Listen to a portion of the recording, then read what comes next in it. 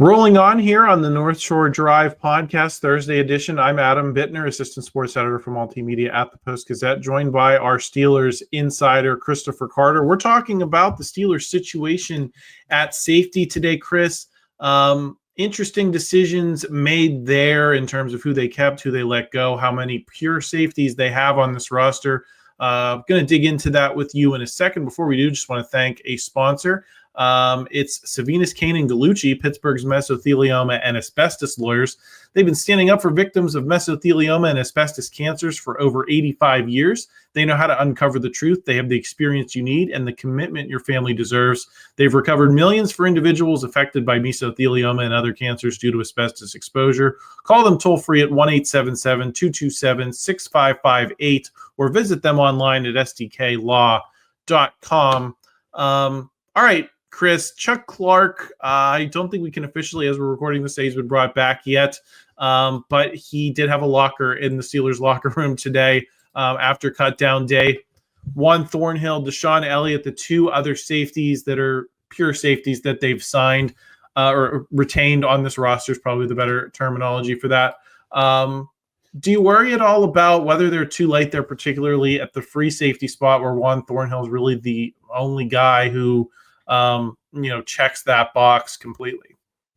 I think that's the problem here, is that even if Chuck Clark does return, your only pure free safety on this team is Juan Thornhill. And even he isn't like the fastest guy. He's a good cover man because he knows where to be and he's a good thinker in the game. But you're not putting yourself in a position to win a whole lot if you need a free safety and Juan Thornhill comes out the field. Now, Chuck Clark, I think, is a solid veteran. He fills in. He'll help where he can be, where he can. But this team might need another free-ranging safety to join its ranks. I at least I think, unless you're just trusting that your guys are going to be there. Now, Jaylen Ramsey is playing some sort of extra safety role in the base packages if he rotates back there, and that's, again, a sometimes thing, not an all-the-time thing. And they are rotating guys on the back end.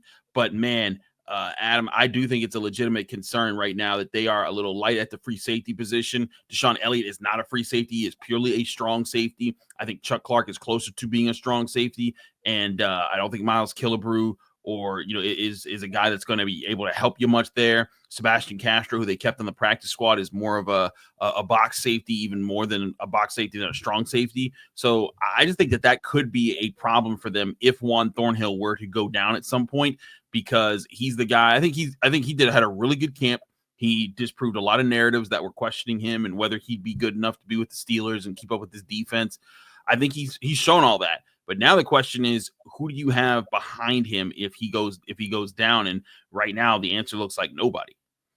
Well, that kind of leads into my next question of it seems like, and I think you can tie the Minkah Fitzpatrick trade into this of getting rid of someone like that in the first place. They seem to have some level of confidence that they can find guys whenever if those needs arise. We saw them a couple years ago. Mixing guys like DeMonte KZ, brought in some other guys midseason. Their names are escaping me at the moment, but they've shown an ability to plug in different guys at that position. Do you think they just don't view safety as a huge need or a position that they can't address down the road if they need to? I mean, that might be the case because, safety is one of those positions where there are veterans just sitting out there in free agency that you think, oh, maybe I can go get in a pinch here. But safety, I think the biggest thing is you want a veteran presence who doesn't have to be a playmaker. They just have to be good at communicating, keeping everyone on the same page, and keeping the play in front of them. Don't let yourself get beat deep.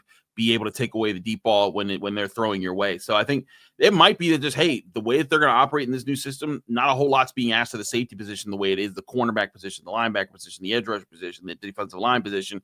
Safety just might be the safety valve in this situation. And, Juan Thornhill's a guy who I think he prides himself on being a playmaker, and he's going to want to be in on things. But it might just be that this is more about keeping the top on the defense and making sure the offense doesn't, go destroy you with a big play than anything else. Keanu Neal, Eric Rowe, those were just some of the kind of just guys that they plugged in a couple of years ago at those safety spots when they had various injuries that they were dealing with. So, right. That's when people have talked about the Minkah Fitzpatrick trade, I've said I think they just looked at that as a position where they didn't want to spend the money anymore, and they'd rather invest in a guy like Jalen Ramsey. And I think you can take that decision-making framework and roll it down the rest of the roster with how they're handling being light at safety going into the season, believing you can find those types of guys later on. I do want to ask about Jaylen Ramsey, though, Chris, because going into camp, we had a lot of questions.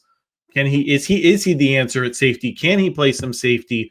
Where does he fit into this defense? And in the last couple of weeks, we've had conversations of, well, he's CB1. He's going to be getting the best guy on these opposing offenses a bulk of the time. And yes, you can have Joey Porter and Darius Slay play matchups, but that they seem to be talking about Jalen Ramsey more in that pure corner role. Is this a sign maybe that there may be some still, picking and playing with him in terms of the safety position, depending upon the situation?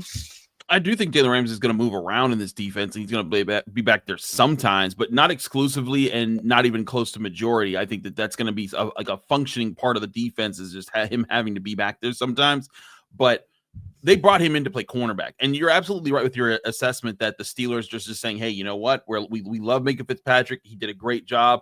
Again, like last year, if you look on sports information systems and chart for balls that were targeted 20 yards or further downfield when targeting Minkah Fitzpatrick, there were 4 such targets all season long. None of them were complete.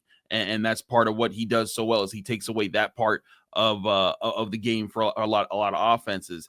But how much is that worth compared to playmaking ability and turnover creation, which is what the Steelers want? So they went and got Jalen Ramsey, who costs around the same rate as Minkah Fitzpatrick, but comes in as a cornerback who could be that guy closer to the line of scrimmage and helping you out in that department. That's where I think things could be a little bit different for the Steelers, and that you're right that's what they're kind of banking on right now.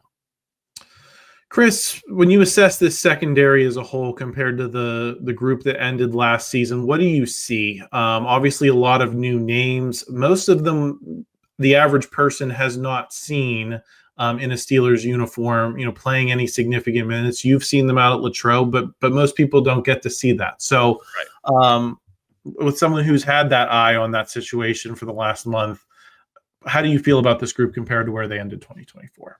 I feel like they don't have the holes in their unit the way the last group unit did. Like when Beanie Bishop had to start in the slot corner position last year, they were so happy to get Cam Sutton back, and then he was terrible.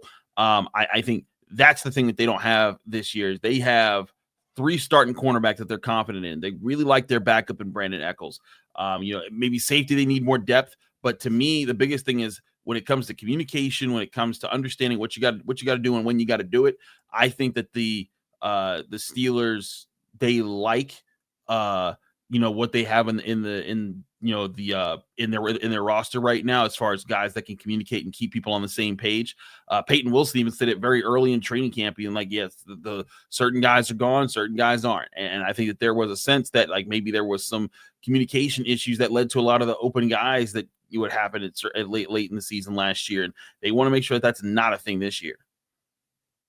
Yeah. And I also had this question for you before we sign off here. Was there anything in terms of the decisions they made in the secondary that surprised you on Cutdown Day? We've been talking about guys like Corey Trice, James Pierre, Dante Kent, who it seems like they're going to give a chance by putting him on IR. What is your read on those depth positions and the decisions that they made with them?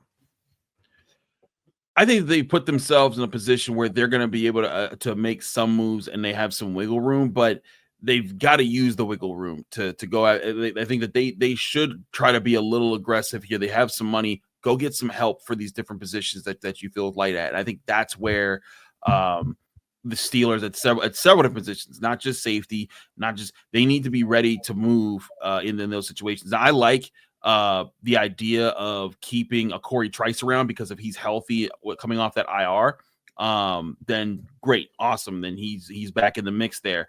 Dante Kent, I really didn't see enough of. I thought he had a couple good practices when the pads weren't on, and then didn't see him much after that. So it's tough to say about him. But I do like that they've kept like Brandon Echols is definitely their 4th cornerback right now. I do like how they've handled a lot of situations, and I think that's where It'll be interesting to see, like, them cutting Chuck Clark and James Pierre. Haven't seen those guys claimed off of waivers yet. What's the plan to bring to either bring those guys back or to find an upgrade on both of them? I think all of those are in play right now. Well, Chris, thanks so much for your time. Glad to talk about the secondary today. Everyone else, if you are just joining us for the first time, make sure you subscribe to this channel. Make sure you like the video if you enjoyed it. Help us out in the YouTube algorithm. We'll be back with a Friday edition of the North Shore Drive. So lots more coming your way heading into Week 1 against the New York Jets, where the Steelers are 3-point favorites, according to our friends at FanDuel. So if you haven't checked out the action, make sure you check it out there. We will talk to you all again real soon. Thank you for checking out this content from Post-Gazette Sports. If you watch this video on YouTube, please like the video and subscribe to our channel. For all of the sports coverage the Post-Gazette has to offer, visit post-gazette.com.